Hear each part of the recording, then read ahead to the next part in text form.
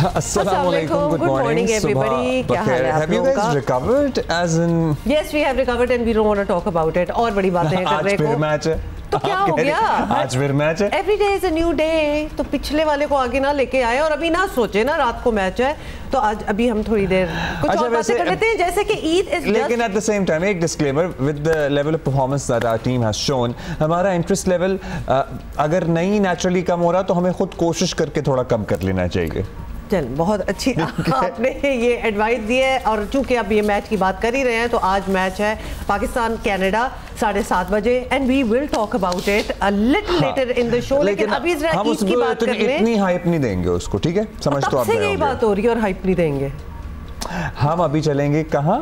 अभी हम ईद की बातें कर रहे हैं ना। देखिए ईद आपको पता है मतलब इन सारे मैचेस में and cricket and everything do you even remember कि ईद है like only a few days you know Monday को है तो कुछ ही दिन रह गए हैं। अब आपको बता दें कि मवेशी मंडियां जो हैं उनमें रश बढ़ चुका है लेकिन ऑब्वियसली अब्दुल्ला जिसको पिछले कुछ सालों तक इतना शौक होता था लेकिन आजकल बस वो क्रिकेट हुआ है और कुछ है ही नहीं करने को तो मंडियां तो भर गई हैं लेकिन सौदे कुछ खास इसलिए नहीं हो रहे बिकॉज महंगाई ऑब्वियसली।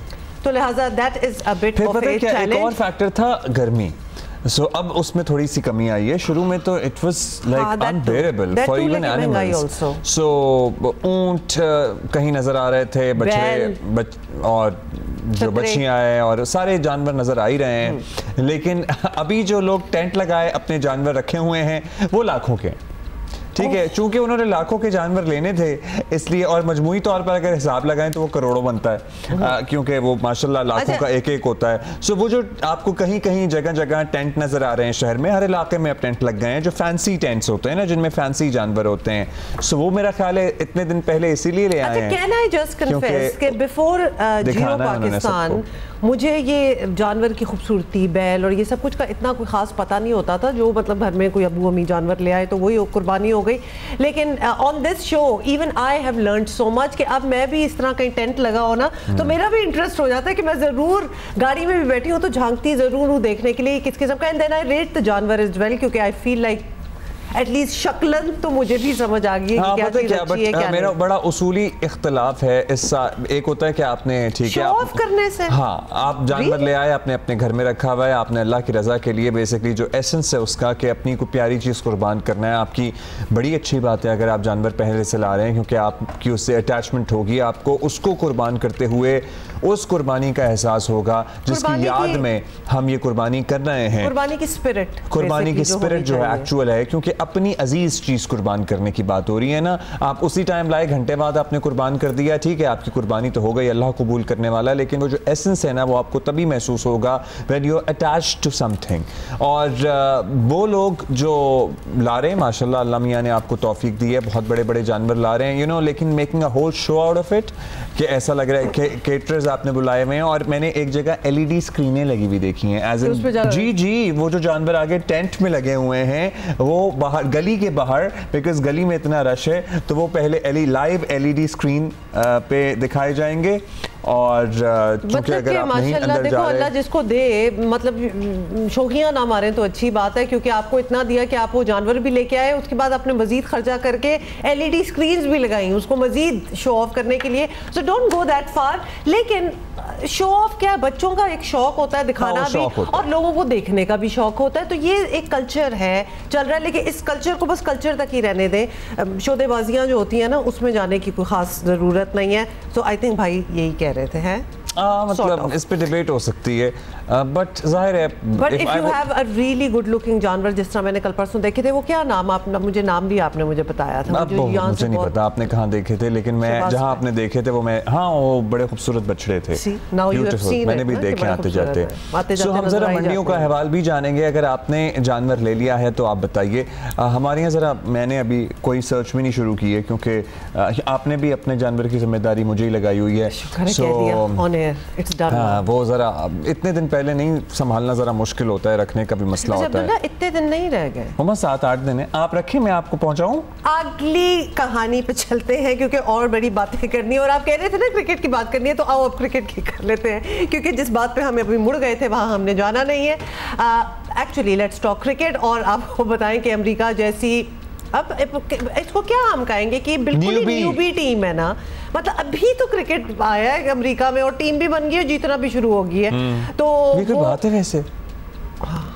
इस पे आओ जरा, इस पे तबसरा करें, ये कोई बात है? You just entered the thing and you are trying to take over. It's not fair. It's not fair, but trust America also कि जिस चीज में हाथ डालेंगे ना तो उसको पूरा स्टडी करके मतलब के घोल के पी के फिर निकलेंगे उसमें से। तो यही लगता है कि अब इनके साथ ये हो रहा है। आगे मैंने नहीं बात करनी। आगे हम आपको पता ही है भारत के खिलाफ बहुत ही आसान मैच जीता हुआ मैच हार गया। आज कनाडा के खिलाफ हमारा मुकाबला है, बस हमने दबे लफ्जों में बात गुजार दी। आप समझ तो गए होंगे। वैसे वर्ल्ड कप में पाकिस्तान की अब तक की कारकर्दगी बहुत ही मायूस कुन रही है। मेगा इवेंट में जीत की ज़्यादा उम्मीद रखनी तो नहीं चाहिए, लेकिन ग्रीन शर्ट्स को आज हर सूरत में ये मैच जीतना है। अगला भी जीतना है, अमेरिका को अगले 2 हारने हैं। वैसे मतलब क्या इस मरतबा वो अगर मगर करने का दिल भी नहीं कर रहा, दिल नहीं चाह रहा कि वो अगर मगर के चक्कर में पड़ा जाए, because if you don't deserve it then you should not go ahead with it. मतलब आपका कोई तुक्का लग जाए तो भी ठीक है, लग गया, हम बहैसियत कौम या क्रिकेट क्रेजी फैंस हम खुश होंगे, लेकिन जो सच्ची बात वो ये है कि हमारी टीम डिजर्व ही नहीं करती है आगे जाना। हम कितने जज्बाती हैं ना और अपनी टीम से एक्सपेक्ट करते हैं कि वो बेहतर प्ले करेंगे। Obviously team is a reflection of the society as well. वो भी तो हम ही में से निकल के गए हैं ना और टीम का हिस्सा बने, तो क्या हाई एक्सपेक्टेशंस रखना। या तो हम भी बड़े तहम्मुल से काम लें और बड़े प्रैग्मेटिक हो जाएं और बड़ा मेरिट के ऊपर बड़े फैसले करने। एग्जैक्टली, बड़े या तो पूरी कौम इस तरफ मुड़ पड़े ना तो फिर हमारी टीम भी उस तरफ चली जाएगी। तो टीम से क्या एक्सपेक्ट करना है इतना। इन एनी केस आज के मैच के हवाले से और कुछ भारत से शिकस्त के बाद चेयरमैन पीसीबी मोहसिन नकवी साहब ने आम पाकिस्तानियों की तरह टीम से काफ़ी नाराज़गी और मायूसी का इजहार किया। वैसे ये नाराज़गी और मायूसी का इजहार मुझे लगता है कि being the chairman of PCB थोड़ा ठहर के उन्हें करना चाहिए था, because team is still in the tournament and also exactly ये टूर्नामेंट के दौरान सारे इतने मेलोड्रामेटिक ना हो जाया करें। Let the tournament be over. पूरी दुनिया की आंखें ना उस वक्त हम तो हो सकते हैं मेलोड्रामेटिक, लेकिन आपकी जॉब ऐसी नहीं है कि आप कोई भी टीम की कारकर्दगी पे या ये कहें कि सर्जरी की जरूरत है। अब मुझे बताइए, Why use these terms? Surgery की जरूरत होगी और करनी भी चाहिए और आप होपफुली करेंगे भी, लेकिन during the middle of the tournament जब अभी भी हमने मैचेस खेलने हैं तब जाहिर है। अब मुझे बताइए कि आज क्या रही सही कसर रह गई है जिसके साथ मैदान में लड़के उतरेंगे। अब हम जब यही बातें करते रहेंगे तो वाकई क्या रही सही कसर रह जाएगी। And yes we have a right to criticise and positive criticism जिसको कहते हैं करने की जरूरत नहीं है, लेकिन हम भी तो इधर बैठ के जिसको कहते हैं ना बैन ही डाल दिया है कि पता नहीं क्या हो गया। एक मैच हुआ है अभी, मतलब मैचेस ही कितने हुए हैं हमारे? चलो ठीक है, fine, there are so many more matches. No Huma, कोई चांस नहीं है आगे। अगर हम आज एक हार गए तो वी आर आउट, हम आगे भी नहीं जा सकेंगे। और अगर आज जीत गए तो अगला भी जीतना होगा, अमेरिका को दोनों हारने पड़ेंगे। तो मतलब थिंक पॉजिटिवली एज वेल। मेरी कोशिश है, वरना तो आओ छोड़ दें सब कुछ और यहाँ बैठ के रोए। नहीं, वैसे ये जो हार थी ना, ये कोई इसमें कोई पॉजिटिव होने वाली बात नहीं थी। This was pathetic. Ahmed Shehzad हमारे साथ मौजूद हैं, उनसे बात करते हैं। आजकल हमने सही इन लोगों को बिजी रखा हुआ है, सुबह शाम ये टीवी पे होते हैं। सिकंदर बख्त भी हमारे साथ मौजूद हैं। अहमद, सबसे पहले आपसे हम बात करेंगे और टू द पॉइंट आप बात करते हैं वैसे ही, लेकिन इंडिया वाले मैच पर तो काफ़ी बात हो गई है। आपकी नज़र में 3 ऐसे लोग कौन से हैं जिन्हें उस हार का जिम्मेदार ठहराया जा सकता है? देखिए, वो लोग जिम्मेदार हैं जिनके पास 5 से 6 साल से सारी टीम की कमांड है। वो है बाबर, रिजवान, फखर लोग, ये लोग हैं, ये टोला है। ये लोग हैं जो पिछले 5 से 6 साल से क्रिकेट को डोमिनेट कर रहे हैं। ये लोग हैं जिनको जिनके पैसे बढ़ाए गए इसलिए कि ये अपनी गेम को इवॉल्व करें, अपने स्ट्राइक रेट्स को बेहतर करें, लेकिन वो पैसे इन्होंने सोशल मीडिया पे लगाए। सोशल मीडिया पे बजाय कि अपनी गेम को एनहांस करते, सोशल मीडिया पे अपनी छोटी छोटी परफॉर्मेंसेस को बी, सी, डी, ई टीम्स के अगेंस्ट बढ़ा चढ़ा के अपना कद इतना ऊंचा कर लिया कि अब वो जब एक्सपेक्टेशंस आपसे हैं वहां तक आप पहुंच नहीं जा रहे। रियलिटी ये है कि बाबर, रिजवान दुनिया की क्रिकेट से बहुत पीछे रह गए हैं। जो आजकल की मॉडर्न डे क्रिकेट है जिसमें लोग इवॉल्व हो रहे हैं, जिसमें स्ट्राइक रेट 140 प्लस है, आप लोग अभी भी उसी टिमिड अप्रोच की तरह बुज़दिल अप्रोच की तरह कि आप कहीं आउट ना हो जाए, आपने पूरी टीम का बेड़ा गर्क कर दिया है। आप उसी तरह खेल रहे हैं, आप इंप्रूवमेंट करना ही नहीं चाहते हैं। आपने मिडिल ऑर्डर में किसी प्लेयर को ही नहीं बनाया, आपने सिर्फ टुल्ले ला के रख लिए कि जब आप ऊपर से स्लो खेलें बाकी सारे आके मारते जाएं। आपने इस तरह पाकिस्तान क्रिकेट टीम को अंधेरों में फेंक दिया है। आपने छोटे बच्चों को इस्तेमाल किया, उनके अगेंस्ट मीम्स बनवाई। लोग अपने बच्चों को ग्रूम करते हैं, लोग पाकिस्तान टीम को ग्रूम करते हैं। आप पाकिस्तान की टीम के बच्चे जो फ्यूचर है उनको गालियां पड़वा रहे हैं। आप छोड़ के क्या जाएंगे? आप तो कभी कप्तान थे नहीं। आप लोगों के टोले ने मिलकर जिस तरह पाकिस्तानी अवाम को लुसरेट किया है पैसे लगा के सोशल मीडिया पे, अब वही अवाम आपका इंतजार कर रही है। और एज अ सीनियर मुझे आप एक मशवरा देना चाहूंगा, अब ये चीजें आप छोड़ दें। ना है तो आप अवाम ने आपकी सुननी है, ना ही किसी और ने सुननी है। अब सिर्फ आपका अवाम इंतजार कर रही है और इनका एहतसाब ऐसे होना चाहिए। वो जो साया कॉरपोरेशन है, वो जो 6 लोग उसमें जो टोला मुलबिस है, और जिसमें हमें देखने में आया कि करंट जो प्लेयर है पाकिस्तान क्रिकेट टीम का वो उसमें इन्वॉल्व है, हिस्सेदार है, स्टेक होल्डर है। एक हमें इस्तीफा देखने में आया। तो अगर चेयरमैन क्रिकेट बोर्ड साहब वाकई पाकिस्तान की क्रिकेट के लिए कुछ करना चाहते हैं तो उस जो लोगों की जो कमेटी बनाई थी उसके हकाइक सामने लेके आया जाए। और अगर वो ये नहीं कर पा रहे हैं तो FIA बुलाई जाए और प्रॉपर इंक्वायरी हो और पता लगे लोगों का कि किस तरह एक टोले ने मिलकर पाकिस्तान की क्रिकेट को उस दहस पे फेंक दिया जहां से कोई वापसी नहीं है। आपकी बातों से यही लग रहा है कि डिस्ट्रैक्शंस बहुत ज़्यादा हैं। बेसिकली वो कंसंट्रेशन क्रिकेट पे नहीं है, प्ले पे नहीं है, और बड़ी चीज़ें दी। जिस तरह आपने टोले का लफ्ज़ यूज़ किया है तो पार्टीबाजियाँ हो रही हैं। जो चीज़ें टू बी ऑनेस्ट उनकी अब झलकियाँ तो हम नहीं कहेंगे, हमें बड़ी अच्छी तरह ऑब्वियस नज़र भी आना स्टार्ट हो गई हैं कि perhaps that is what is influencing the team and naturally उसके बाद जो बैड परफॉर्मेंस सामने आ रही है। Is also all right. दुनिया के बड़े बड़े खिलाड़ी बहुत जाहिर है they have so much wealth, but at the same time they are at the peak of their fitness in the game as well. अच्छा, और दूसरी बात अहमद ने भी, आपने भी ये बात की अभी कि कितने बड़े पे चेक्स ले रहे हैं और क्या। हमने आज तक किसी और टीम के बारे में सुना? मतलब इंडिया की टीम जो है वो अरबपति है ऑलमोस्ट सारे उस टीम के अंदर। हु टॉक्स अबाउट इट दो?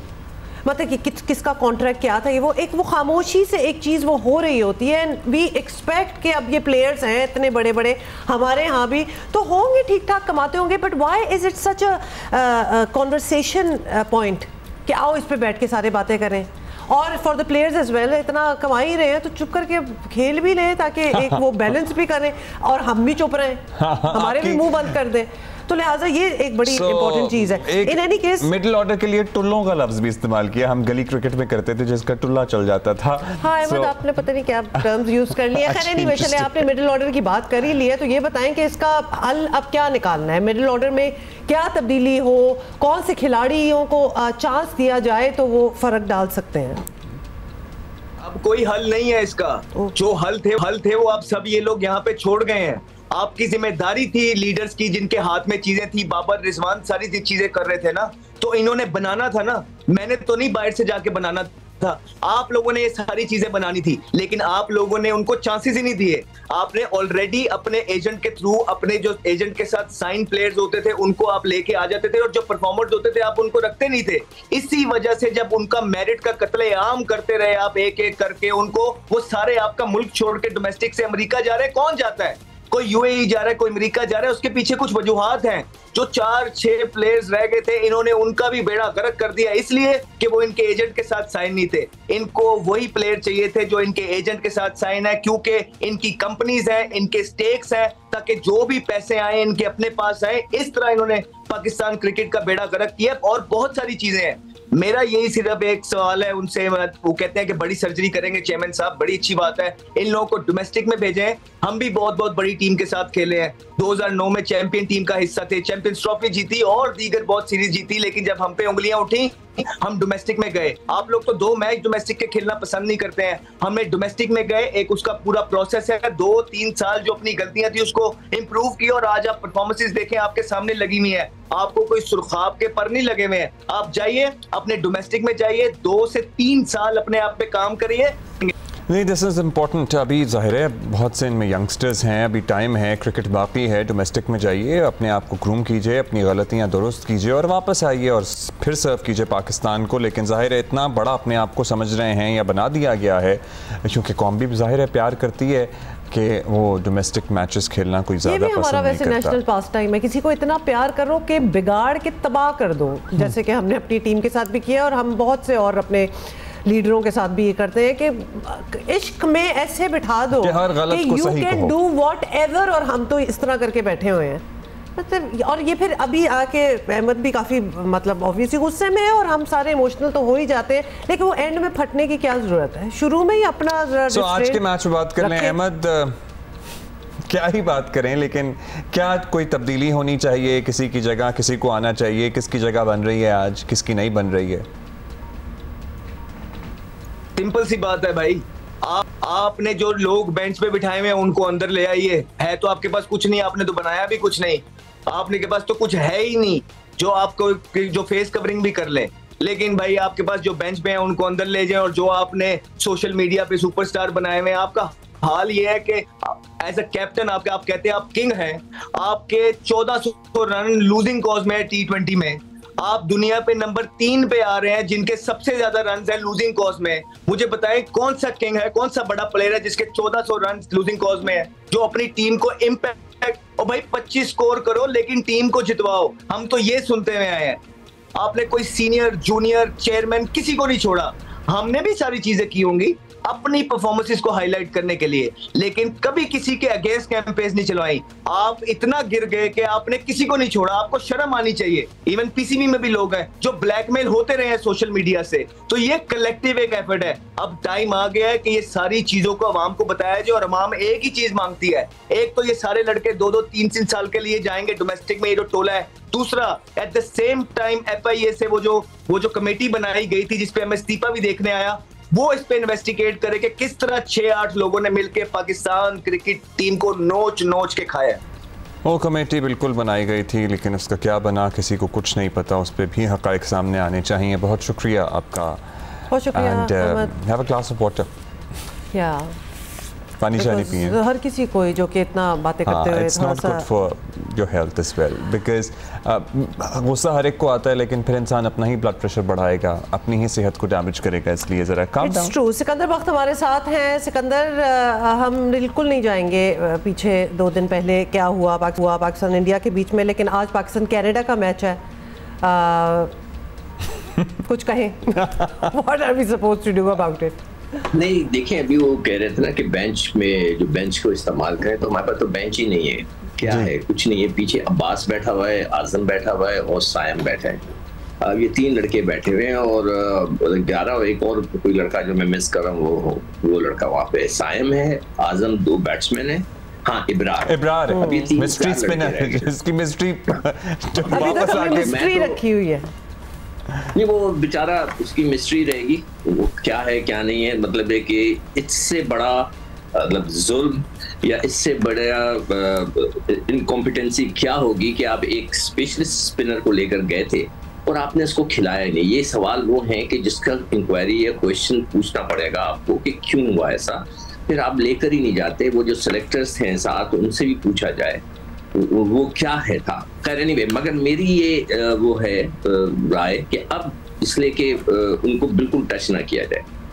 अब बाबर आजम और जो उनके साथ वहाब रियाज हैं जो टीम चला रहे हैं इस वक्त, ठीक है, उनके साथ एक हाई परफॉर्मेंस कोच है, इनको ही फैसला करने दें। अगर आज हमने कोई ऐसा फैसला किया, मैं चेयरमैन साहब से भी रिक्वेस्ट करूंगा कि प्लीज आप अब बीच में ना बोलें, लेट देम डू इट। अगर उन्होंने आपने को कहा कि उसको खिला दो या उसको कर दो और खुदा ना करे कुछ रिजल्ट अच्छे नहीं आए, तो वो कहेंगे जी वो आपने कहा था, हम तो चाहते ही नहीं थे। ये भी एक चीज है, तो लेट देम डू इट। इसलिए जो है वो आप जो पहले बात कर रहे थे कि चेयरमैन वगैरह जो हैं जब वो जाके उनसे बातें करते हैं ये होता है, तो फिर वो चीजें हाईलाइट होती हैं, तो इसीलिए फिर वो सब बातें जो आप कह रहे थे वो एक तरीके से सही भी था कि हमें नहीं कहना चाहिए अभी कि हम क्या करने वाले हैं। तो अब मेरी तो यही राय है कि उनके ऊपर छोड़ दिया जाए, आप जो करना चाहते हो बेटा करो, जिसको चेंज करना चाहे करो, now it's your call. I think we are also at that stage including for the chairman, उनको भी शायद ये सोचना चाहिए कि हैंड्स ऑफ हो जाए ना सारे। Nothing really is working with the team right now. इसमें कोई भी अपने 2 सेंट्स क्यों डाल के वो रिस्पांसिबिलिटी जो करना है फिर अपने सर रिस्पांसिबिलिटी क्यों लेगा कि जी मैंने चेंजेस कराए थे। पीछे हो जाओ। बहुत अच्छी बात बोल, अभी जो डिस्कस करे थे उसमें एक बहुत ही वैलिड पॉइंट है कि दूसरे ममालिक के जो फीस होती है या उनके लड़के जो होते हैं या उनकी चीजें या उनके जो ऑफिशियल्स होते हैं, क्या वो कहीं नजर आते हैं? ये चीजें कहीं नहीं नजर आती सिवाय हमारे जो हर चीज जो है ना वो जो एकदम से मिक्सअप हो जाती है और हम ही ज्यादा हाईलाइट हो रहे होते हैं और हमारा ही मजाक उड़ रहा होता है। मगर मेरे पास, मैंने आपसे कहा था ना मैं सजेशंस भेजूंगा चेयरमैन साहब को, तो मैं लिखना शुरू कर दिया है और अब तो राइटिंग पावर रही नहीं है मगर I am trying to my best कि जल्दी जल्दी लिख दूं। तो वो उसमें एक सजेशन मेरी तरफ से, और आप भी बताइए कि मैं सही कह रहा हूँ या नहीं कह रहा हूँ, कि देखिए आपको 60 लाख रुपए मिलते हैं ना, आप उनकी फीस 1 करोड़ रुपया कर दें, मैं आपको महीने के 1 करोड़ रुपए दूंगा, मगर it will be related to the performance of the team, right? अगर पाकिस्तान की टीम नंबर 3 के अंदर है तो you will get this money. अगर पाकिस्तान की रैंकिंग 4, 5, 6, 7 जिस तरह अभी 8 पे है तो आपके पैसे फिर आपको 1 करोड़ नहीं मिलेगा, फिर आपको सिर्फ 5 लाख रुपए मिलेगा। नहीं तो फिर ये कैरेट एंड स्टिक वाली होगी ना कि सामने उनको इंसेंटिव दो, लटका के कैरेट कि अगर तो ये पार कर रहे हो मरहला तो फिर ये मिलेगा, वरना नहीं। मैं 2019 का वाकया आपको सुना दूं। मैं उस वक्त नया पाकिस्तान बना था, तो मुझे उन्होंने जो है समझा कि चले जी इसको टूर्नामेंट कमेटी में डाल दें एशिया कप के, तो ये शायद खामोश हो जाएगा। तो मैं टूर्नामेंट कमेटी का एशिया कप में चला गया, तो वहाँ मेरी मुलाकात उस वक्त के टीम मैनेजर से हुई, मैं नाम नहीं लेता।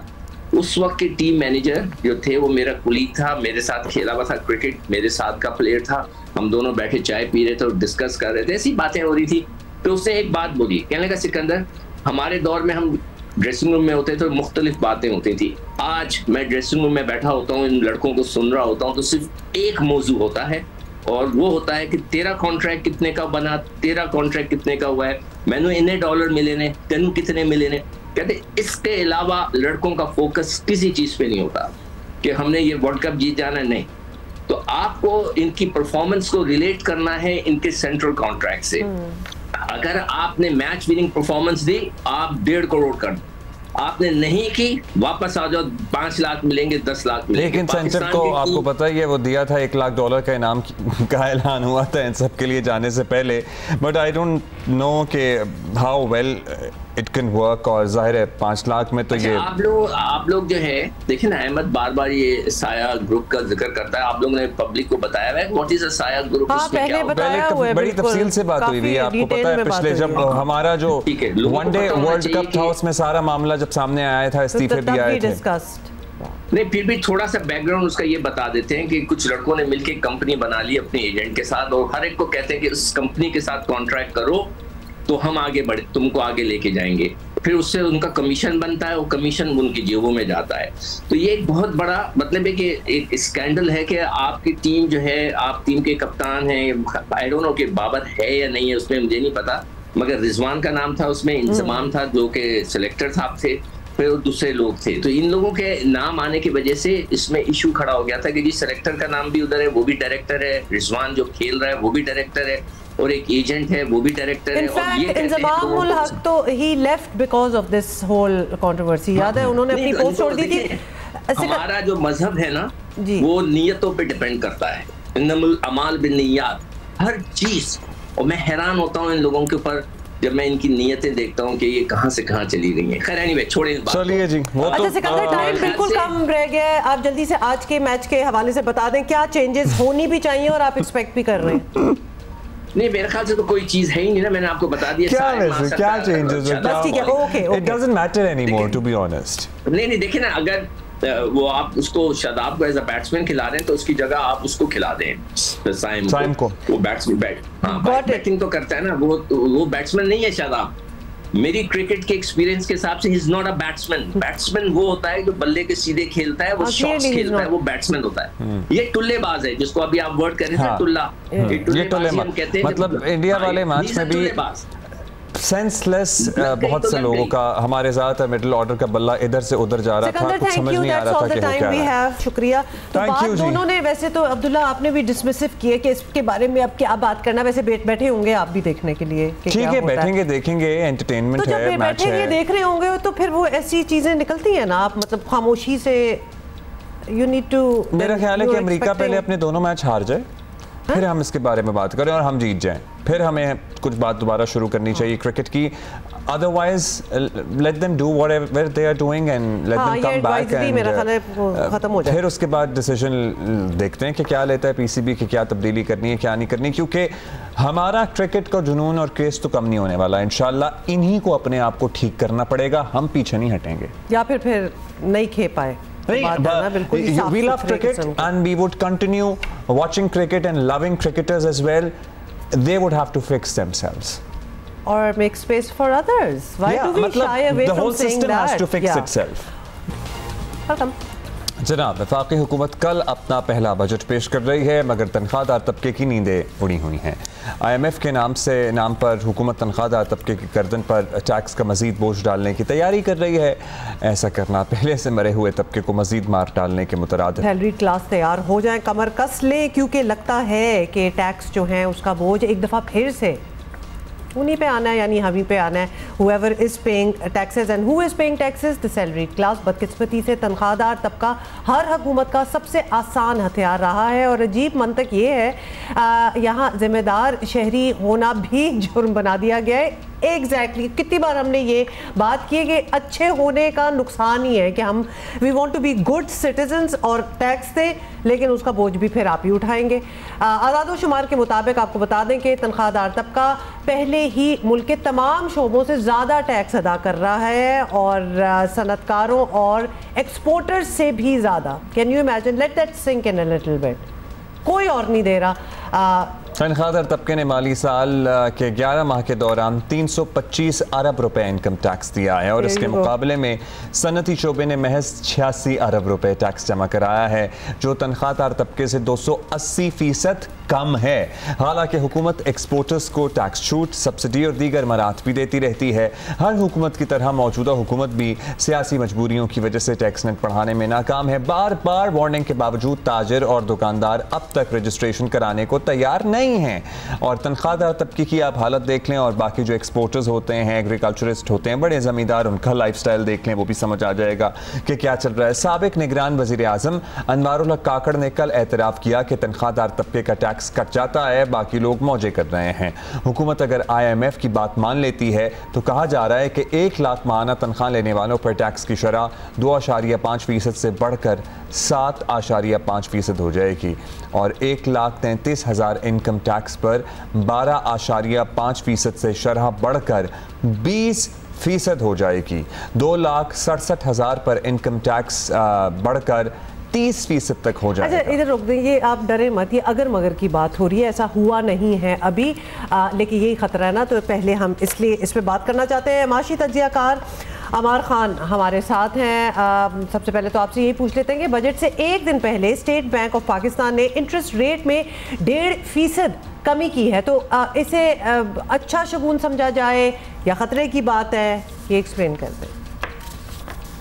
देखिए, खतरे की बात तो बिल्कुल भी नहीं है, ना एक अच्छे शगुन की बात है। ये डेट तो बजट से पहले सेट हुई हुई थी, कैलेंडर जो पहले ही सेट हुआ हुआ होता है, और ये एक्सपेक्टेड था रेट का, क्योंकि इन्फ्लेशन जो है वो थोड़ी नीचे आ गई है, काफ़ी हद तक इनफैक्ट नीचे आ गई है, तो गुंजाइश थी एक रेट कट करने की, जिसकी वजह से स्टेट बैंक ने ये रेट कट करा है। तो इसमें ना कोई शगुन की बात है, ना कोई ऐसी कोई बहुत खुशी की बात है, क्योंकि अभी भी 20.5 पे रेट है और काफ़ी ज़्यादा गुंजाइश है और कट करने की, जैसे इन्फ्लेशन आहिस्ता आहिस्ता नीचे आती है। हमारे साहब, आज इकोनॉमिक सर्वे आ रहा है और इत्तलात ये हैं कि इसमें बताया जाएगा कि पाकिस्तान की सैलरीड क्लास ने इंडस्ट्रीज़ के मुकाबले में करीबन 3 गुना ज़्यादा टैक्स दिया है। अब उसी तनख्वाहदार तबके पर मज़ीद टैक्स लगाने की तैयारी हो रही है, क्या असर पड़ सकता है इसका? नहीं, आई थिंक सैलरी क्लास ने इंडस्ट्रीज से ज्यादा टैक्स नहीं दिया, एक्सपोर्टर से जरूर ज्यादा टैक्स दिया। इंडस्ट्रीज जो है वो काफी टैक्स देती हैं, तो हम ये नहीं कह सकते, मगर ये है कि सैलरी क्लास जो है वो बेतहाशा टैक्स देती है। तकरीबन मैं आपको बताऊं, 1 से 1.5 मिलियन बंदा है जो कि सैलरी में आता है, यही लोग जो है बेतहाशा वो टैक्स देते रहते हैं। ये डायरेक्ट टैक्स भी देते हैं और इनडायरेक्ट टैक्स भी देते हैं, मगर बहुत सारे ऐसे लोग जो कि दूसरे कारोबार करते हैं, इनफॉर्मल सेक्टर में ऑपरेट करते हैं, ट्रेडर हैं, होलसेलर हैं, रिटेलर है, स्मॉल मैन्युफैक्चरिंग है, रियल एस्टेट में है, ये लोग कोई टैक्स नहीं देते डायरेक्ट का। तो असल जो है आर्ग्यूमेंट यही बनता है कि जी डायरेक्ट टैक्सेस जो हैं इन सब से भी लिए जाएं, बजाय इसके कि सिर्फ हम सैलरी क्लास से ही टैक्सेस देते रहें। अच्छा, एक और बात आप हमें समझा सकते हैं कि हुकूमत से तनख्वाहदारों पर टैक्स का पूछें, बिजली रेट का पूछें, आवाम पर पड़ने वाले किसी भी बोझ का सवाल करें तो बताया जाता है कि हम ऐसा नहीं चाहते लेकिन IMF मजबूर कर रहा है। ये एक बड़ी क्लासिक किस्म की लाइन है जो हम हमेशा से सुनते आए हैं। तो क्या IMF पर जिम्मेदारी डालना दुरुस्त है या गलतियाँ कोताहियाँ जो हैं वो हमारी ही हैं और हमें तस्लीम कर लेना चाहिए?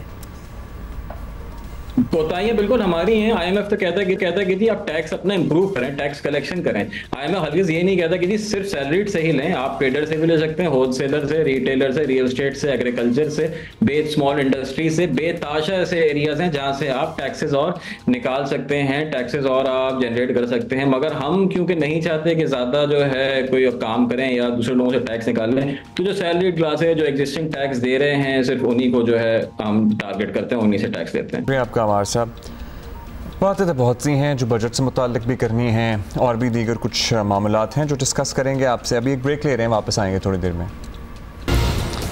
भाई अब जिक्र है एक ऐसे लीडर का जो बहुत दिनों से मंजर आम से गायब है और स्क्रीन्स पर भी कहीं इसका जिक्र नहीं है। बस कहीं सोशल मीडिया पर एक आध वीडियो नज़र आ जाए तो आ जाए। अब हम पूछ रहे हैं कि ये वापस आएगा या नहीं आएगा। कौन सा लीडर है ये? भाई हम बात कर रहे हैं डोंकी राजा की, डोंकी किंग की, क्योंकि probably the king is gonna be back और फादर्स डे यानी 16 जून को डोंकी राजा करेंगे बड़ा ऐलान, only on Jio News। The Donkey King is back। आपको क्या लगा मैं कहीं गायब हो गया हूँ? ना ना ना ना ना ना ना ना, एब्सोल्युटली नॉट। अरे बाप रे, हम आ रहे हैं फादर्स डे 16 जून रात 9 बजे एक खास ऐलान करने, जिसे सुनकर आप बोलेंगे बाप रे बाप, बाप रे बाप, बाप रे बाप। फादर्स डे 16 जून रात 9 बजे भूलना मत, सिर्फ और सिर्फ जियो न्यूज पर। हाँ ना।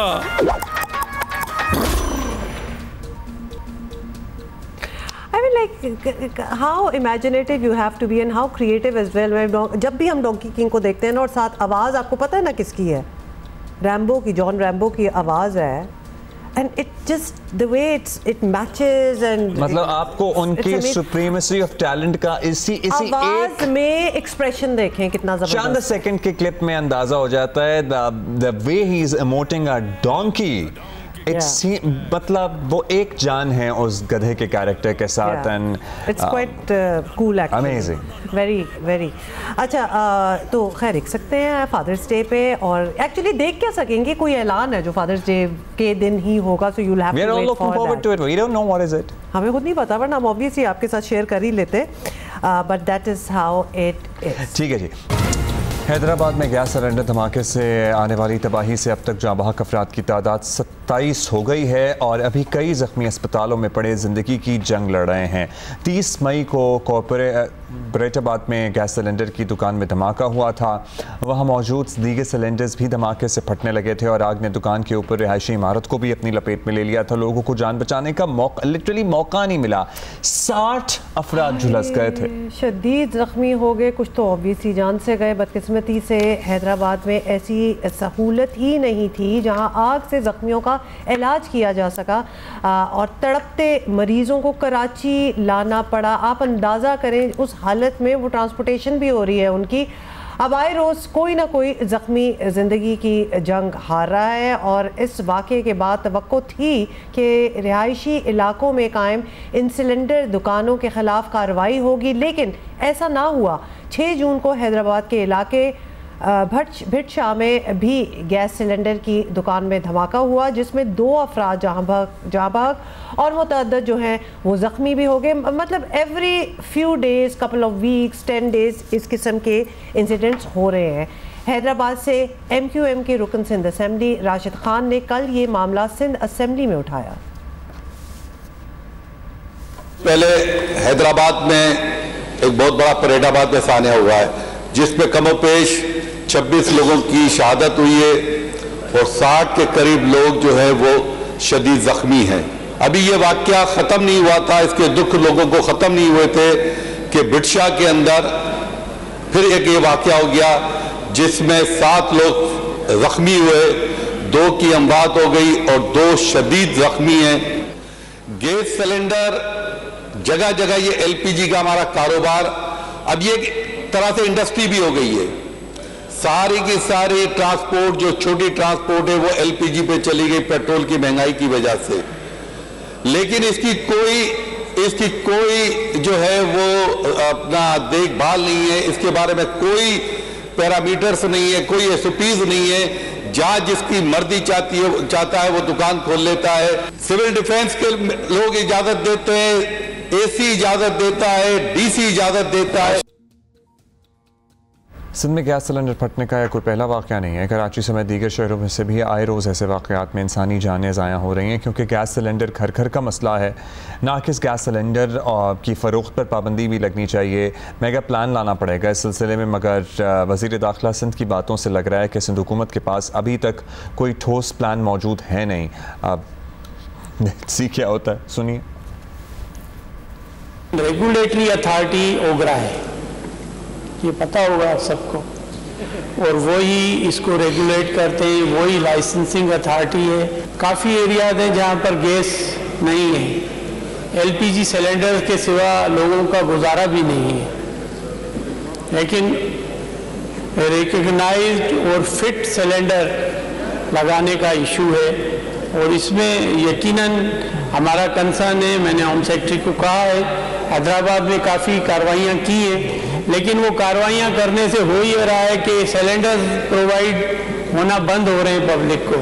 होम सेक्रेटरी को कहा है कि डिप्टी कमिश्नर को पाबंद करें कि ये जो भी शॉप्स हैं पॉपुलेटेड एरियाज में, वहाँ से निकालें इनको। उसके साथ साथ फिर ये रिप्लेसमेंट होनी चाहिए, फाइबर वाले जो सिलेंडर्स हैं उसको रिप्लेस किया जाए, लेकिन एकदम ये चीज़ें नहीं हो सकेंगी। इतनी अफसोसनाक बात है, और ये सही बात है कि आए दिन हम इसी के बारे में कोई ना कोई ख़बर, कोई ना कोई इस किस्म का एक्सीडेंट होता है। अब ये पर्टिकुलर जो किस्सा है जिसमें 27 जानें अब तक जा चुकी हैं, और अल्लाह ना करे, लेकिन लगता है क्योंकि इतने क्रिटिकली इंजर्ड लोग हुए हैं इसमें, 27 में से ज़्यादातर बच्चे थे, क्योंकि ये एक बिल्डिंग के नीचे एक दुकान थी, बाहर भी बच्चे खेल रहे थे। बिल्डिंग के कुछ 1-2 फ्लोर ऊपर एक मदरसा टाइप भी था जिसमें बच्चे वहाँ भी पढ़ रहे थे, बच्चे ही बच्चे थे इर्द गिर्द, और ख़वातीन। सो रेजिडेंशियल एरिया में ये कैसे ये इजाज़तें हो जाती हैं? I don't know if anything is going to change. Ali Naeem, नुमाइंदा जियो न्यूज़ हैदराबाद से हमारे साथ हैं। अली, क्या अपडेट है? सबसे पहले तो ज़ख्मियों से मुताल्लिक़ ही बताइएगा कि कितने ज़ख्मी यहाँ ज़ेरे इलाज हैं, कितने कराची में ज़ेरे इलाज हैं? जी, सानिया फरीदाबाद के अंदर ज़ख्मियों की तादाद की अगर बात की जाए तो सिविल अस्पताल हैदराबाद के अंदर अब भी 11 ज़ख्मी ज़ेर इलाज हैं, जबकि अगर कराची के अस्पतालों की बात की जाए जिसमें सिविल अस्पताल कराची है और पटेल अस्पताल है, तो पटेल अस्पताल के अंदर 1 और सिविल अस्पताल कराची के बंस वार्ड के अंदर 2 इस वक्त ज़ख्मी जो हैं वो ज़ेर इलाज हैं। कराची जो भेजे गए थे ज़ख्मी तकरीबन 30 की तादाद थी, जिसमें से 27 इस वक्त दम तोड़ चुके हैं इस साने के अंदर, बाकी 3 इस वक्त भी ज़ेर इलाज हैं। और जो 27 अफराद इस वाक़े के अंदर जा बहक हुए हैं उसमें भी 19 तकरीबन बच्चे हैं और बाकी बड़े हैं। तो ये सूरत हाल है इस वक्त इस वाक़े के अंदर कि 27 अफराद दम तोड़ चुके हैं, 11 सिविल अस्पताल हैदराबाद में ज़ेर इलाज हैं और 3 जो हैं वो कराची के दोनों अस्पतालों के अंदर ज़ेर इलाज हैं। जी, this is tragic beyond words, मतलब समझ में नहीं आता क्या कहा जा सकता है। ये हैदराबाद में कोई बर्न्स वार्ड वगैरह नहीं है कि 30, क्योंकि ये भी हमें पता है अगर कोई जल जाए तो उसकी उसी वक्त इमरजेंसी ट्रीटमेंट होनी चाहिए, बल्कि ट्रीटमेंट उसकी स्टार्ट हो जाती है। बर्न्स यूनिट है कोई? अब घंटों ट्रैवल करके उनको कराची लाया जा रहा है। जी अब्दुल्ला, अगर हैदराबाद के अंदर बंस वार्ड की बात की जाए तो बंस वार्ड नाम का एक यूनिट तो मौजूद है सिविल अस्पताल हैदराबाद के अंदर। पहले वो सिविल हॉस्पिटल हैदराबाद की जो बिल्डिंग है उसकी पुरानी इमारत के अंदर मौजूद था। उसके बाद आपसे तकरीबन 2 साल पहले सिविल अस्पताल हैदराबाद के अंदर एक अलग मकाम के ऊपर करोड़ों रुपए की लागत से एक नई बिल्डिंग खड़ी की गई है। वहाँ पर जो बंस यूनिट के अंदर जो रिक्वायर्ड इक्विपमेंट्स होते हैं, शावर मशीन है और इससे रिलेटेड जो दीगर चीज़ें होती हैं वो सारी मौजूद हैं। लेकिन अलमिया ये है कि ये सारी इतनी बड़ी इमारत खड़ी कर दी गई, करोड़ों रुपए लगा दिए गए, लेकिन यहाँ पर जो स्पेशलाइज्ड अमला चाहिए होता है बंस यूनिट को चलाने के लिए, पैरामेडिक्स चाहिए होते हैं, टेक्नीशियंस चाहिए होते हैं, प्रोफेसर सर्जन चाहिए होते हैं, वो यहाँ पर मौजूद ही नहीं है। यही वजह है कि जब इतना बड़ा सानिया हुआ है, 60 और 62 के करीब यहाँ पर ज़ख्मी सिविल अस्पताल हैदराबाद पहुँचे हैं, तो उन सारे के सारे जो ज़्यादा ज़ख्मी थे उनको कराची रेफ़र कर दिया गया। सिविल अस्पताल हैदराबाद के अंदर इस वक्त सूरत हाल ये है कि यहाँ पर 30% से ज़ायद अगर यहाँ पर कोई ज़ख्मी पहुँचता है तो उसको यहाँ पर उसको टैकल करने की यहाँ पर सलाहियत ही नहीं है। इस वक्त भी यहाँ पर जो ज़ख्मी ज़ेर इलाज हैं वो 30% से कम है, 20% से कम है, जिन्हें यहाँ सिविल अस्पताल हैदराबाद के अंदर रखा हुआ है और उन्हें ट्रीटमेंट उनका किया जा रहा है। लेकिन अगर 30% से ज़्यादा आते हैं तो उन ज़ख्मियों को कराची के अस्पतालों के अंदर इमारत है, इक्विपमेंट है, देखने में आई, मशीनें हैं, लेकिन अमला नहीं है, सीनियर सर्जन्स नहीं हैं, जो डॉक्टर्स नहीं हैं जो ट्रीट कर सकें ज़रा ज़्यादा 3rd डिग्री बर्न के लोगों को। अब ये बताइएगा कि जो दुकानें जगह जगह गैस सिलेंडर की खुल जाती हैं, एंड आई एम श्योर ये एक दुकान नहीं है, अभी भी शहर में दर्जनों ऐसी दुकानें ऑपरेट कर रही होंगी जो कि बम हैं इर्द गिर्द के रिहायशियों के लिए, उसके ऊपर रहने वालों के लिए, साथ वाली दुकान के लिए। ये किसके अंडर आ रहा है सारा मामला? कौन इसकी देखभाल कर सकता है? किसकी इजाजत से ये खुल रही है? हाँ, गैस सिलेंडर की दुकान खोल डाल लो। देखिए अब्दुल्ला, हमारे यहाँ अलमिया ये है कि जब कोई हादसा होता है तो उसके बाद ही इन चीज़ों का तयन करने की कोशिश की जाती है कि इस मामले को देखेगा कौन और इसका ज़िम्मेदार कौन है, जबकि इन सारी चीज़ों का हवाले से कवानीन मौजूद हैं। ओगरा की जानिब से मार्केटिंग कंपनियों को रेगुलेट करने के कवानीन मौजूद हैं, फिर मार्केटिंग कंपनियों की जानिब से जो SOPs हैं वो डिस्ट्रीब्यूटर्स के लिए मौजूद है, डिस्ट्रीब्यूटर्स के पास भी SOPs मौजूद हैं।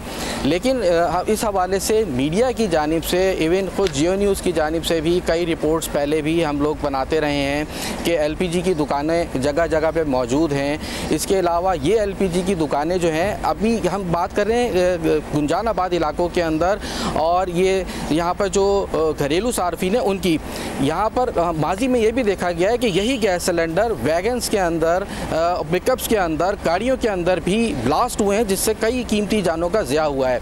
अगर सानिया परेटाबाद की बात करें तो यहाँ पर भी गुंजान आबादी के अंदर, ये बहुत ज़्यादा गुंजान आबाद इलाका है हैदराबाद का, तकरीबन 5 से 6 लाख की नफूस पर मुश्तमिल ये इलाका है।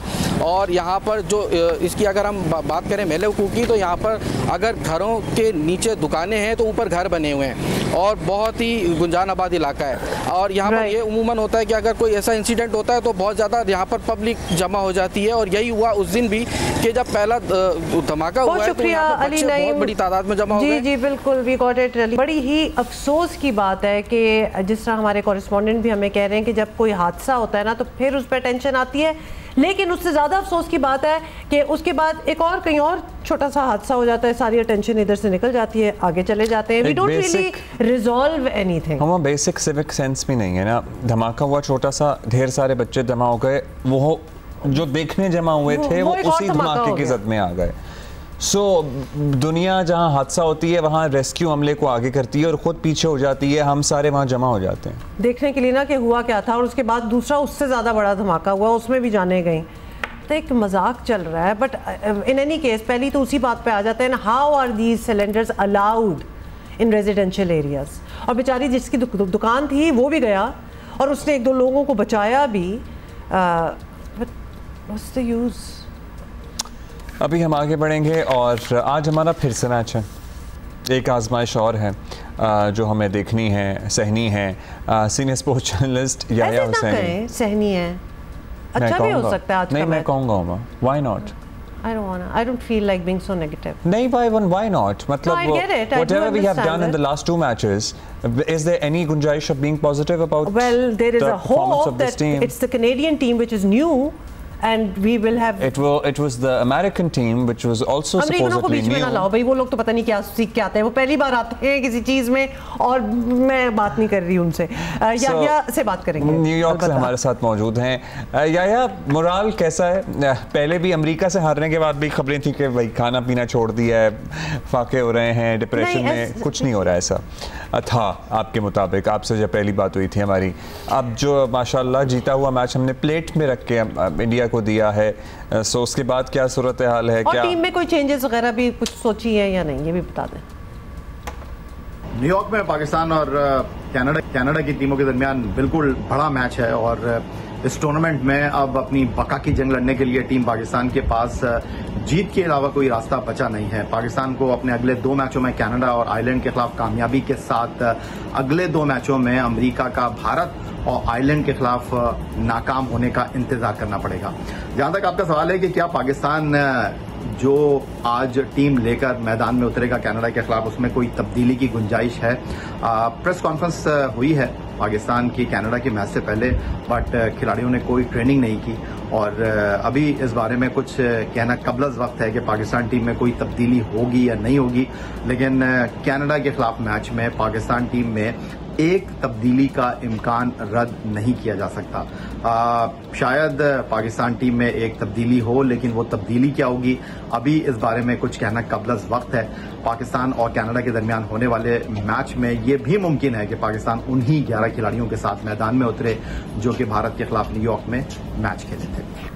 ये अच्छा देख लेंगे। अब ये बताएं कि पाकिस्तान की इंडिया के हाथों जो हैरान कुन शिकस्त के बाद सभी मायूस हैं और हमें देख रहे हैं और सुन रहे हैं कि चेयरमैन पीसीबी भी काफ़ी मायूस हैं। तो इसलिए उन्होंने ये कहा कि टीम के अंदर क्या चल रहा है सब जानता हूँ, ये उनकी स्टेटमेंट आई है और मेजर सर्जरी करना पड़ेगी।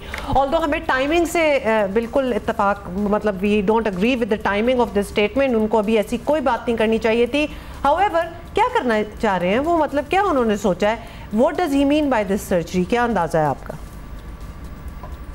पाकिस्तान टीम आज कनाडा से मैच खेल रही है और भारत के खिलाफ शिकस्त के बाद लोग अपने तबसरे और तज़िये कर रहे थे। कौम जो थी वो गुस्सा निकाल रही थी, टीम की परफॉर्मेंस के ऊपर सब तिराकपा थे। लेकिन chairman cricket board Syed Mohsin Raza Naqvi का ये बयान के पाकिस्तान टीम के जो मसाइल हैं उनको उन्होंने आइडेंटिफाई कर लिया है, वो जड़ तक पहुंच गए हैं, वो टीम की सर्जरी करेंगे। तो मैं हैरान हूं कि वो साबिक वजीर आला हैं, अब क्रिकेट बोर्ड और एक अहम वजारत उनके पास है, तो अब वो सर्जरी भी करेंगे क्रिकेट टीम की। तो सर्जरी करने से पहले उनको कुछ ज्यादा करने की जरूरत है नहीं। सबसे पहले तो उन्होंने सिलेक्शन कमेटी को घर भेजना है, जिनके फैसलों की वजह से पाकिस्तान क्रिकेट टीम आज यहां मौजूद है।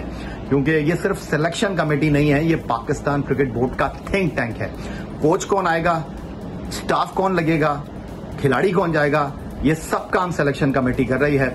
और कहने को तो सिलेक्टर्स जो हैं, जिनमें 4 टेस्ट क्रिकेटर हैं, अब्दुल रजाक, मोहम्मद यूसुफ, असद शफीक एंड वहाब रियाज, फिर कोच और उनके साथ जो हैं वो कप्तान भी सिलेक्शन कमेटी का हिस्सा हैं। तो सबसे पहले तो सैयद मोहसिन रजा नकवी साहब का जो असल टेस्ट है वो ये है कि वो कौम की आंखों में धूल न झोंके। सबसे पहले जो है वो सिलेक्शन कमेटी को घर भेजें। ये क्रिकेट एक्सपर्ट भी कह रहे हैं, ये एक्स क्रिकेटर्स भी कह रहे हैं कि पाकिस्तान क्रिकेट टीम की इस वक्त जो बुनियादी जड़ है खराबियों की, वो कौमी सिलेक्शन कमेटी है।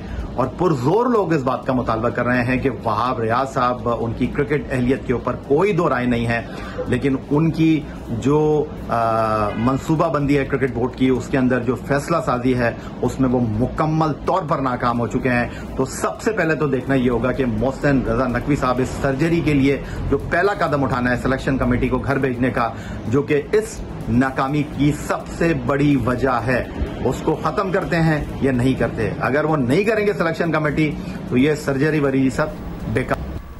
Very important point. A lot of people are pointing out कि ज़ाहिर है सिलेक्शन कमेटी और जिसमें करता धरता वहाब रियाज ही हैं, उनके ऊपर भी गौर व खौस करने की ज़रूरत है। इस बयान के बाद लेट्स सी क्या परफॉर्मेंस रहती हैं, सबकी नज़रें आज के मैच में हैं। क्या लगता है अगले राउंड में, आप और हम सभी फॉलो कर रहे हैं लेकिन आपका तजर्बा इस फील्ड में बहुत ज़्यादा है, अगले राउंड में जाते हुए नज़र आ रहे हैं?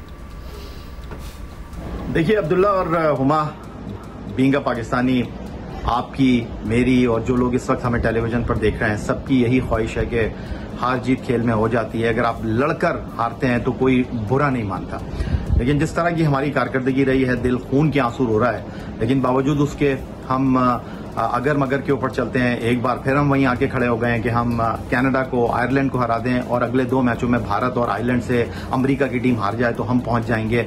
फाइनल सुपर 8 मरहले में, और इंशाल्लाह मुझे उम्मीद है कि हम पहुंचेंगे। लेकिन अब सवाल यह है जो आपने किया है कि हकीकत पसंदाना तज्जिया इन हालात में टीम अगले राउंड में जाएगी या नहीं जाएगी। देखिए, हम टूर्नामेंट खेलने के लिए आए हैं और हमें अगले राउंड में जाना चाहिए, और पाकिस्तान टीम की आगे आने वाले मैचों में परफॉर्मेंस क्या रहती है, क्योंकि हम पाकिस्तान क्रिकेट को तो इसी तरह देख रहे हैं कि नाजुक सूरत हाल से दो चार है, और इस टूर्नामेंट में आते ही हम नाजुक सूरत हाल से दो चार हो गए हैं। बहुत बुरी कारकर्दगी है, नाम आपके पास बड़े बड़े हैं, लेकिन वो कहते हैं ना कि ऊंची दुकान फीके पकवान। ये सारी बातें अपनी जगह है, तनकीद अपनी जगह है, लेकिन अगर आप मेरे दिल से पूछेंगे क्या होना चाहिए, तो मेरा दिल तो यही कह रहा है, मेरा दिमाग भी यही कह रहा है कि इंशाल्लाह पाकिस्तान अगले 2 मैच जीतेगा, और अपने दोनों मैचों में नाकामी से 2-4 होगी अमेरिका की टीम, और हमारे लिए आगे बढ़ने का जो रास्ता है वो हमवार होगा।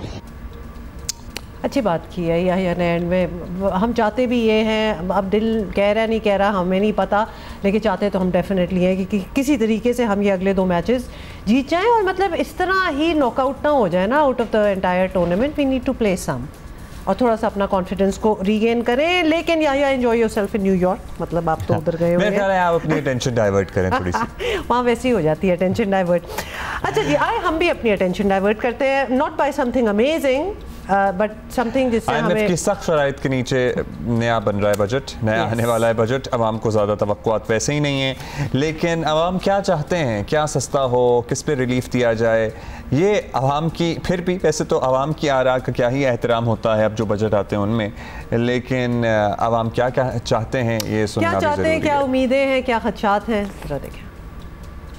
बजट में गरीब आवाम को रिलीफ दिया जाए। पहले ही एक तो गर्मी में पिस गई है आवाम, ऊपर से महंगाई में। आम इंसान की ज़रूरत है रोटी, तो मैं नहीं समझता कि बहुत अच्छा कोई आवाम को उम्मीद रखनी चाहिए। बजट में खुसूसी तौर पर टैक्सेस जो है कम किए जाएं। अगर बड़ी गाड़ियों पे टैक्सेस लगाए जाते हैं या कोई बड़ी चीज़ों पे लगाई जाती है जिसमें जो है बासर शख्सियात फ़ायदे लेते हैं, तो वो तो ठीक है। उम्मीद है बजट अच्छा आएगा, आवाम के लिए फ़ायदेमंद होगा, रिलीफ मिलेगा आवाम को। आवाम के ये खैर ख्वाह है ही नहीं हुकूमत, कैसे हो सकता है?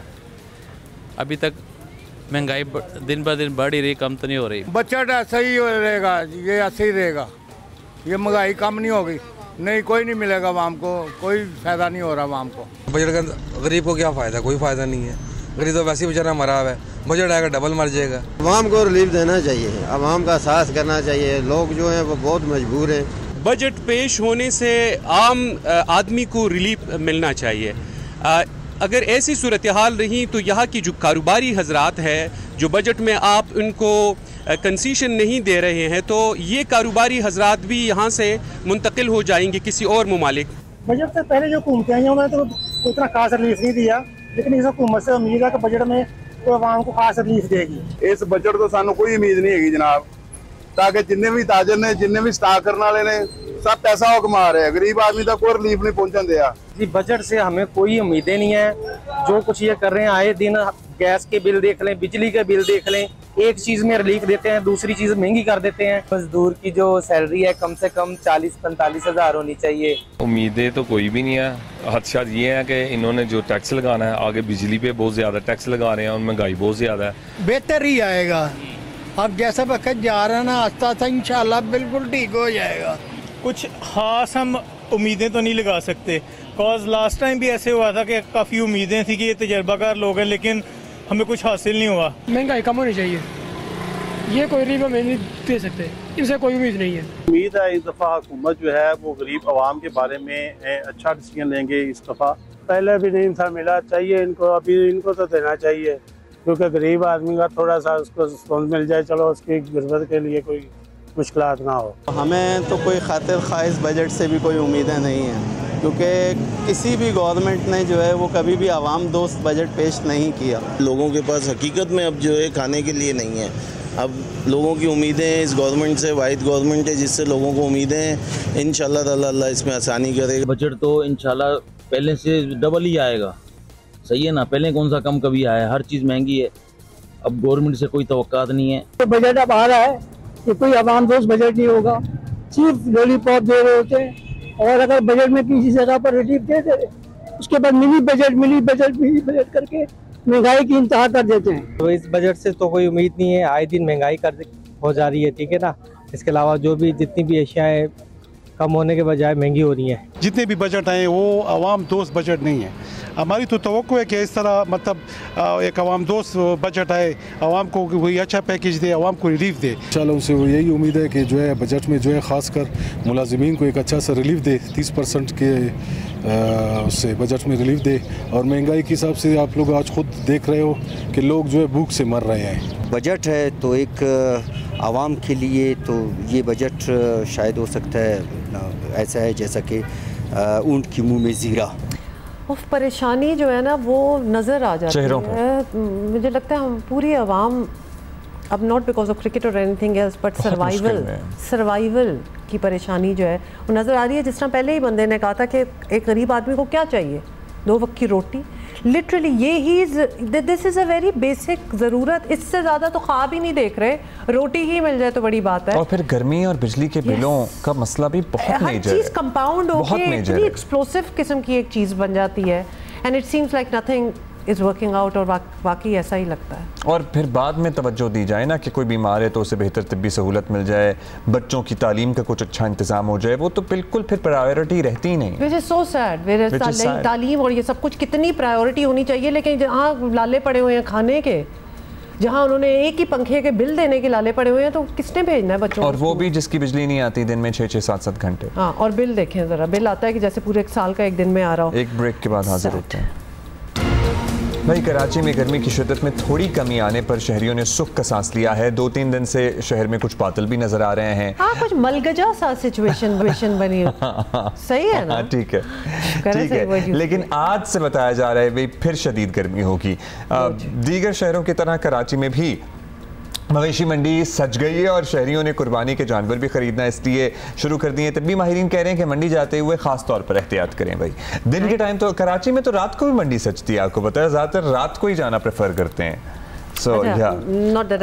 बट वैसे मेरा ये ख्याल है कि अगर आपने जानवर की सही इंस्पेक्शन करनी है ना, तो वो जो दिन की रोशनी में नज़र आता है ना, वो रात को जितनी भी लाइटें हों उस तरह से कहीं ना कहीं कोई नुक्सा आपकी नज़र से ओझल हो सकता है।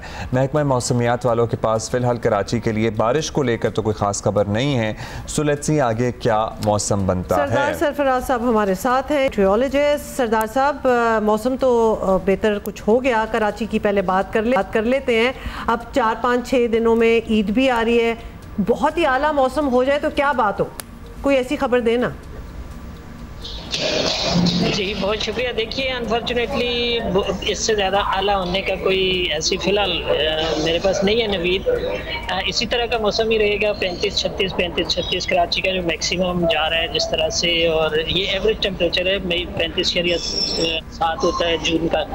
तो सुबह में और शाम में जैसे आपने खुद भी जिक्र किया, हल्के फुल्के बादल कुछ आ जाते हैं, तो आगे चलकर भी इसी तरह का मौसम ही रहेगा। सुबह में और शाम में दायरा और बेहतर हो जाता है, लेकिन वो जो बहुत ज़्यादा शिद्दत की गर्मी मई के दिनों में पड़ रही थी, उससे तो खैर अब खासी हद तक वो एक तरह से वो चीज़ रुखसत हो चुकी है।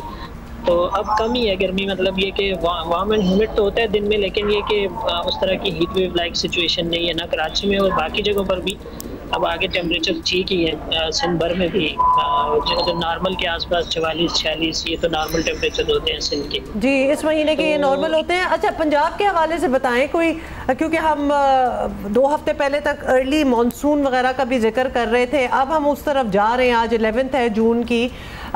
कोई अर्ली मानसून का कोई ऐसा नज़र आ रहा है आपको? नहीं, कोई अर्ली मानसून नहीं है। ये पता नहीं किसने फैलाई खबर, या सोशल मीडिया ने, हो सकता है कुछ मिस अंडरस्टैंडिंग हुई हो।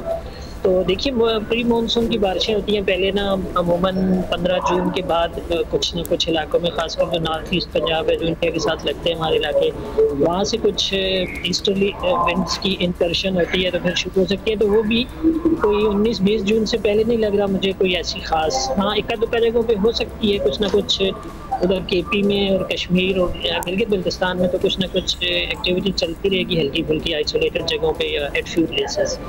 अदरवाइज कोई ऐसी अच्छी बारिश 19-20 जून के बाद कुछ दिखाई दे रहा है इम्कान कि जो आपका नॉर्थ ईस्ट पंजाब है, लाहौर, ऊपर सियालकोट, नारोवाल वगैरह, उधर कुछ प्री मानसून शावर।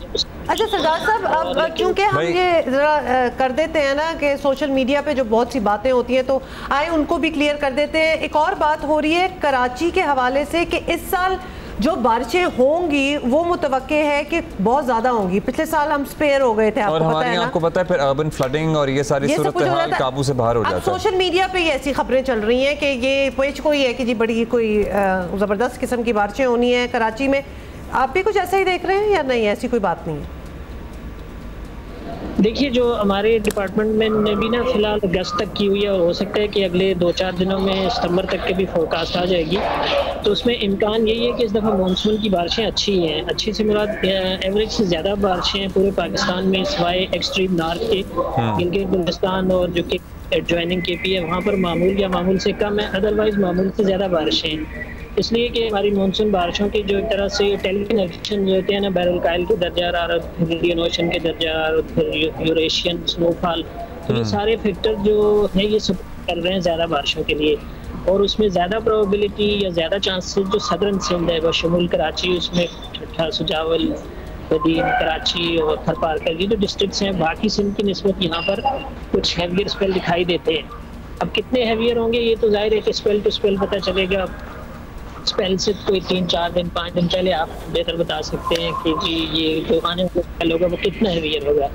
लेकिन at this point in time हम ये कह सकते हैं कि मामूल से ज़्यादा बारिशें हैं, और विद गुड प्रोबेबिलिटी जो सदर्न सिंध है उसमें बशमूल कराची मामूल से ज़्यादा है। वाकई चलें, अल्लाह खैर वाली बारिश लाए और कोई मसला ना हो। ये बताइएगा सरदार साहब, ईद पे, वैसे तो हम आपको ईद से बिल्कुल पहले भी तंग करेंगे, लेकिन ईद पे कहीं मुल्क के, चले कराची में तो नहीं हो रही बारिश, लाहौर, इस्लामाबाद, पंजाब के दीगर शहरों में, बाकी पहाड़ों पे तो होता रहता सिलसिला, कहीं बारिश है, मौसम बेहतर होगा?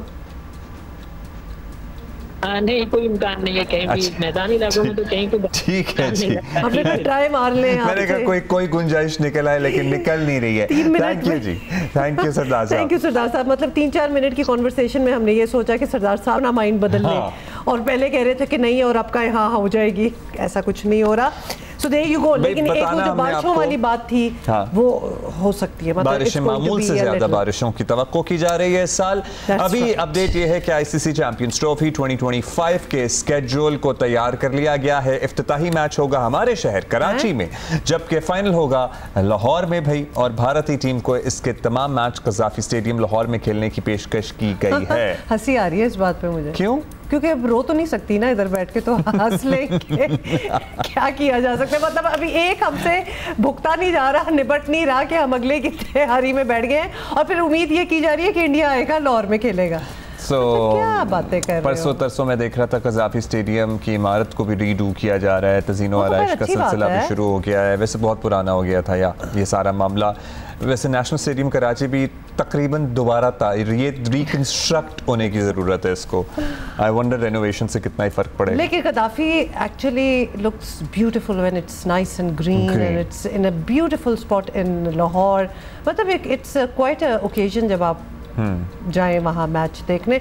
तो ये जी थोड़ा सा अपग्रेड हो रहा है, तो आप तैयारियां देख रहे हैं, हो सकता है ये अगले साल के ही इस टूर्नामेंट के लिए टीम भी अपग्रेड हो गई उस वक्त तक होपफुली कुछ अच्छा होगा। फिर हम भी अपग्रेड हो चुके होंगे थोड़े से, माइंड्स हमारे जो है ना वो मेंटल अपग्रेडेशन की बात हो रही है, या तो सहने की सख्त सलाहियत ज़्यादा हो गई होगी, या फिर हम अच्छा कर रहे होंगे। सो या कुछ भी हो सकता है। We are full of surprises. Break के बाद मिलिए, बस खत्म है, ब्रेक ले लें। ओके चलो, वेलकम बैक जी। अभी हम जाएंगे मवेशी मंडियों की सूरत हाल जानने। और कहाँ जा रहे हैं हम? पहले जा रहे हैं कोयटा, नदीम कौसर हमें बता रहे हैं। जी बिल्कुल, कोयटा में तकरीबन 10 मकामात पर जो है मवेशी मंडी लगाई जाती है, और ईद उल अज़हा की आमद से कब तकरीबन कोयटा में 6-7 मकामात पर जो है मवेशी मंडियाँ फ़ाल हो चुकी हैं, और इनमें जो है जानवरों की आमद का सिलसिला जारी है। लेकिन जो अभी हमने यहाँ देखा है कि जो ख़रीदार हैं उनकी तादाद काफ़ी कम है। इक्का दुक्का ख़रीदार यहाँ आ रहे हैं, और ज़्यादातर लोग अभी तक इंतज़ार कर रहे हैं कि माल की जो कीमत है वो कम हो जाए, और जो ज़्यादा जो मवेशी यहाँ आ जाए मंडियों में, तो उसके बाद वो इसकी ख़रीदारी शुरू कर सकेंगे। इसलिए ज़्यादा रश यहाँ नज़र नहीं आ रहा। जबकि जो मवेशी हैं जो ईद कुर्बान के लिए लाए गए हैं, उनकी कीमतों को अगर हम देखें तो जो गाय और बैल हैं उनकी कीमतें 1.5 लाख से 2 लाख तक बताई जा रही है। इसी तरह जो लेले और बकरे हैं उनकी कीमतें जो है वो 50 से 80 हज़ार के दरमियान बताई जा रही हैं। और जो दुम्बे हैं, जो यहाँ ज़्यादातर लोग दुम्बे भी ख़रीदते हैं, जो दुम्बों की कीमतें हैं वो तकरीबन 40,000 से 60,000 तक बताई जा रही हैं। चलिए जी, अभी पीछे नजर आ रहा 40,000 से 60,000 मुझे तो समझ नहीं आ रहे थे, बकरे छोटे थे और पैसे बहुत ज्यादा थे। यही हो रहा है। सो पेशावर जाएंगे और अच्छा, पेशावर से मैं देखना स्टार्ट हो गई थी दोबारा। I am so interested in these. अच्छा, अब्बास काज़मी हमें बता रहे हैं पेशावर से। जी, पेशावर में ईद उल अज़हा के लिए कुर्बानी के जानवरों की ख़रीदारी का सिलसिला जारी है। इस वक्त मैं मौजूद हूँ पेशावर के रिंग रोड की एक बड़ी मवेशी मंडी में, जहाँ पर बैल, गाय, भैंस समेत दीगर जानवर पंजाब और सिंध के मुख्तलिफ अजला से लाए गए हैं और उनकी ख़रीदारी का सिलसिला जारी है। गुज़िश्ता साल की निस्बत इस साल जानवरों की कीमतों में काफ़ी इजाफा देखने को मिल रहा है, लेकिन दिन कम होने की वजह से लोगों का रश बढ़ता जा रहा है। हमारे साथ यहाँ मौजूद हैं कुछ व्यापारी और ख़रीदार, तो आइए उनसे बात करते हैं। हम लाते हैं, इस पे 10,000 खर्च आता है, महंगाई इतनी है, डीजल महंगा है, पेट्रोल महंगा है। जब ये फैक्ट्री बंद हो जाए ना पाकिस्तान में, जो फैक्ट्रियों में माल ज़बा होता है और बाहर दुबई ताशकंद जाते हैं, वहाँ पे जब ये बंद हो जाए तो इंशाल्लाह फिर रेट सही हो जाए। रेट पूछा तो वो कह रहे हैं कि हम लोग आपको देंगे 1.5 लाख रुपए। मैंने कहा 1 लाख रुपए में। तो अभी जो है ना बस लगे हुए कोशिश कर रहे हैं और आपको पता है कि रेंज से बाहर है, हर कोई मतलब रेट की वजह से परेशान है। ये जो वाटर बफलो होता है जिसको मज कहते हैं, उसकी भी कुर्बानी होती है, ये हमें बताएं, हमें ट्वीट करें और कल हम इस पे बात करें। Since when?